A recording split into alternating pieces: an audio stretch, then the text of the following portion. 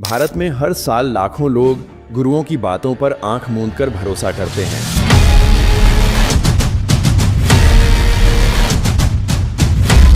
कोई उनके पैरों पर गिरता है, कोई उनके कहने पर करोड़ों का दान करता है और कुछ तो अपने बीमारियों का इलाज भी इनसे पूछकर करते हैं।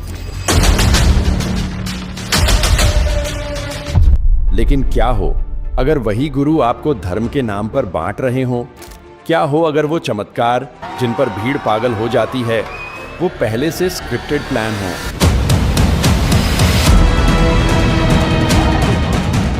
बागेश्वर धाम के धीरेंद्र शास्त्री, जो खुद को दिव्य शक्ति से जुड़ा हुआ बताते हैं, उन्होंने हाल ही में भारत में रहना है तो सीताराम कहना होगा जैसे बयान दिए, जिसे लेकर एनबीडीएसए ने न्यूज़ 18 को फटकार लगाई और इंटरव्यू हटवाया।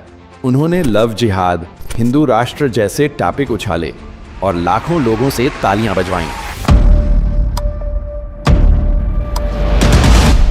दूसरी ओर अनिरुद्धाचार्य महाराज, जो बिग बॉस में मेन गेस्ट के रूप में दिखाई दिए, इन्होंने महिलाओं को शिक्षा से दूर रहने की सलाह दी है। इनका कहना है कि महिलाओं का मुख्य कर्तव्य घर संभालना और पति की सेवा करना है। यहां तक कि उन्होंने रेप के मामलों में महिलाओं को दोषी ठहराया और महिलाओं के कपड़ों को जिम्मेदार बताया। सोशल मीडिया पर हमेशा इनकी क्रिटिसिज्म की वीडियोस वायरल होते रहते हैं। इन दोनों गुरुओं के बयानों और गतिविधियों ने समाज में कई सवाल खड़े कर दिए हैं। क्या ये गुरु लोगों का मार्गदर्शन कर रहे हैं या फिर अपने स्वार्थ के लिए लोगों की आस्था का फायदा उठा रहे हैं और धर्म की आड़ में मैनिपुलेशन और इन्फ्लुएंस का नया खेल चला रहे हैं? आइए हम इनकी वास्तविकता और इंडियाज़ फेक गुरुओं की असली सच्चाई को गहराई से समझते हैं आज की इस वीडियो में।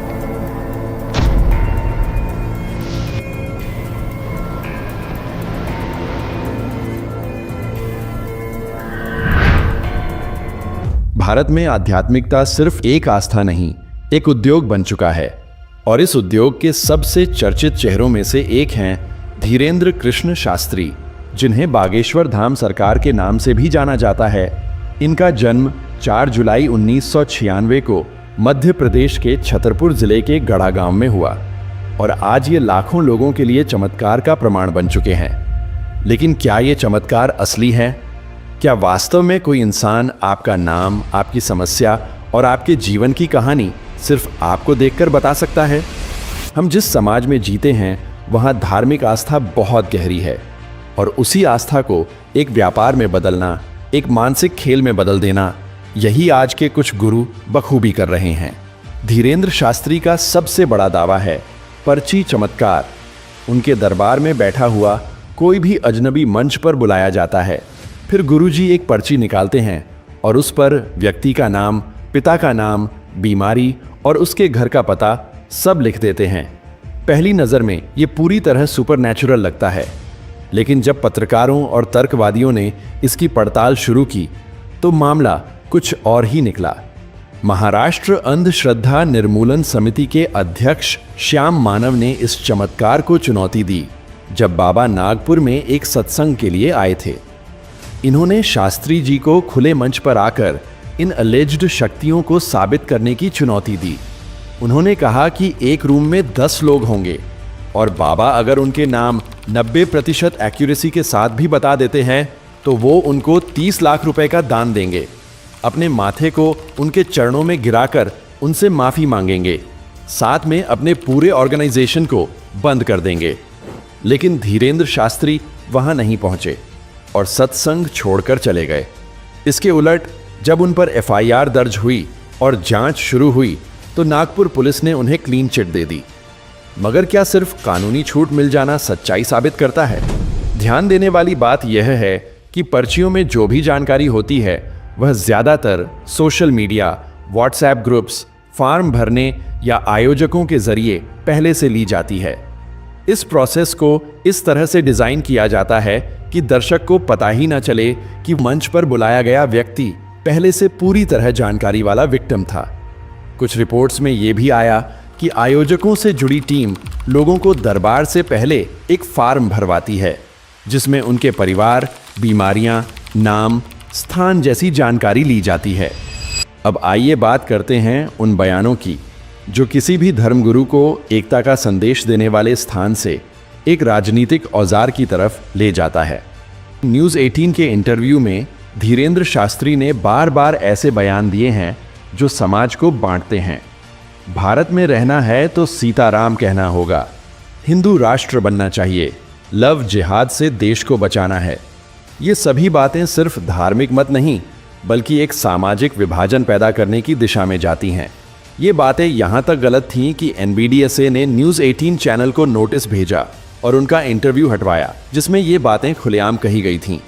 लेकिन सवाल ये है कि ऐसे बयान देने के बावजूद ये व्यक्ति लगातार स्टेज पर क्यों हैं और इनके लाखों फॉलोअर्स क्यों हैं?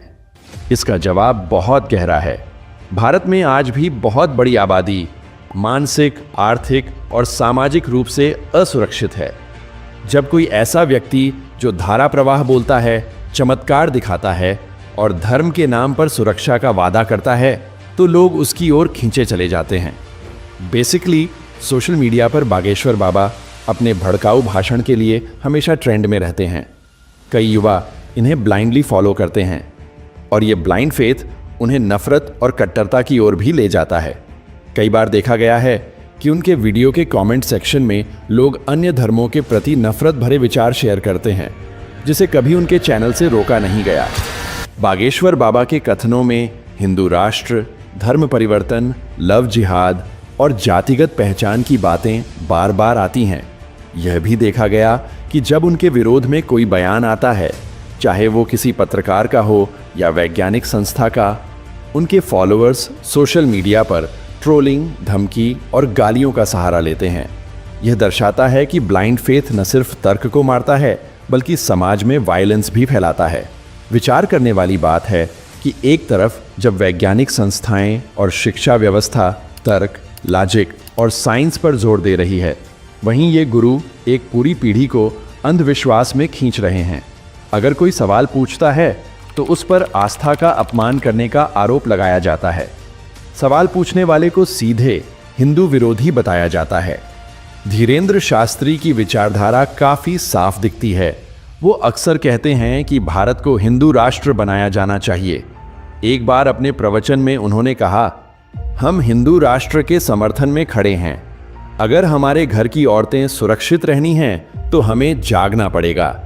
यह बयान न केवल कम्युनल पोलराइजेशन को बढ़ावा देता है बल्कि यह डर का एक ऐसा माहौल बनाता है जिससे लोग रक्षा की भावना में उनसे जुड़ते हैं। उनका लव जिहाद पर दिया गया भाषण भी खासा वायरल हुआ था जब उन्होंने कहा कि जो हिंदू लड़कियों को फंसाते हैं वे देश के दुश्मन हैं। अब सोचिए, एक मंच पर बैठा व्यक्ति जिसे लाखों लोग भगवान का स्वरूप मानते हैं, जब वह इस तरह के सामाजिक विषयों पर अपने विचार रखता है तो उसका प्रभाव कितना दूर तक जाएगा। सबसे चौंकाने वाला पहलू यह है कि इतनी क्रिटिसिज्म्स और एक्सपोज होने के बावजूद उनका असर खत्म नहीं हुआ बल्कि और बढ़ता गया। क्यों? क्योंकि उनकी ब्रांडिंग एक परम ज्ञानी और ईश्वरीय शक्ति वाले इंसान से की गई है। ब्रांडिंग ऐसी कि जो भी सवाल पूछे वो अविश्वासी, धर्म विरोधी और देश विरोधी कहलाए। अगर कोई कहे कि धीरेंद्र शास्त्री सिर्फ एक धार्मिक प्रवक्ता हैं तो बात अधूरी रह जाएगी।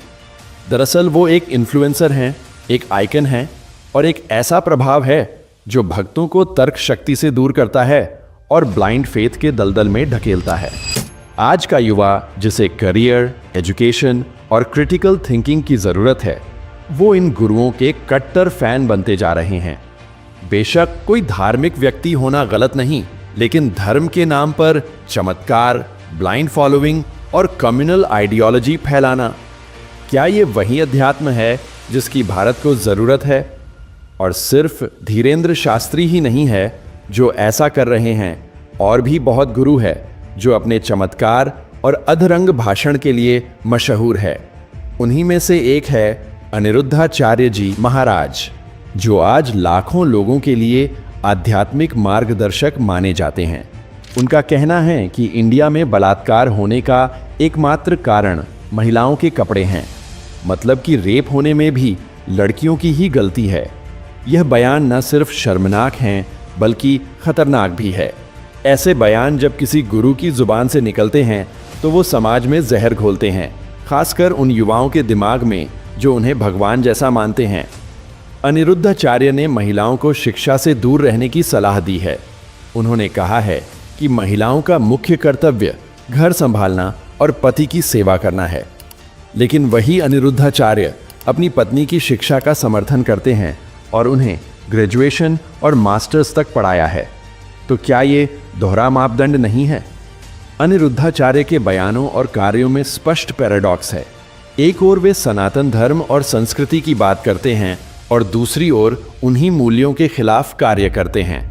उनकी ये बयानबाजी सिर्फ कंट्रोवर्सी नहीं, एक पैटर्न है, एक ऐसा ढांचा जिसमें धर्म की आड़ में अज्ञान फैलाया जाता है, नफरत को वैधता दी जाती है, जिससे ब्लाइंड फॉलोइंग को ताकत मिलती है। इन दोनों गुरुओं का कहना है कि हर बीमारी का इलाज है इनके पास। इनके बयानों पर प्रेमानंद जी महाराज ने इनको चैलेंज किया कि आए और इनकी बीमारी अपने चमत्कार से सही करके दिखाए। प्रेमानंद जी महाराज का कहना है कि ये सब ढोंग है, ऐसा कोई चमत्कार नहीं होता। अरे केवल नाटक। हम कहते हैं, माइक से कहते हैं, विश्व में कोई ऐसा जादूगर पैदा हुआ हो, तांत्रिक ऐसा पैदा हुआ हो, कोई ऐसा पैदा हुआ हो, आए और करे छू ले जंतुर बांधो, आज से डायलिसिस खत्म, तुम्हारी किडनी सही, हमें दिखाओ। फालतू में बावरे लोगों को ड्रामेबाजी में फंसा रहे हो। ऐसे में हमें सोचने की जरूरत है कि क्या हम ऐसे व्यक्तियों को अपना आध्यात्मिक मार्गदर्शक मान सकते हैं? जब ऐसे गुरु लाखों लोगों के लिए आदर्श बनते हैं तो समाज का गिरना तय है। और ये वीडियो सिर्फ एक क्रिटिसिज्म नहीं, एक अलार्म है। अगर अब भी हम आंखें मूंदे रहे तो आने वाली पीढ़ियां धर्म के नाम पर अंधेरे में जाएंगी। अगर आपको लगता है कि इस दोहरेपन को उजागर करना जरूरी है तो इस वीडियो को शेयर करें और चैनल को सब्सक्राइब करें, ताकि सच्चाई की आवाज कभी धीमी ना हो। क्योंकि जब भी कोई व्यक्ति स्टेज पर बैठकर समाज को बांटने वाली बातें करता है, पर्ची निकालकर चमत्कार दिखाता है और राजनीति से ताकत पाता है, तो हमें एक सवाल जरूर पूछना चाहिए, क्या ये आस्था है या एक स्क्रिप्टेड शो? क्योंकि अगर आप सवाल नहीं पूछते तो कल को कोई और गुरु आएगा और उसी पर्ची पर आपके जीवन की सच्चाई लिखेगा, बिना स्याही के, लेकिन बहुत भारी कीमत पर। वीडियो एंड तक देखने के लिए आपका बहुत बहुत धन्यवाद।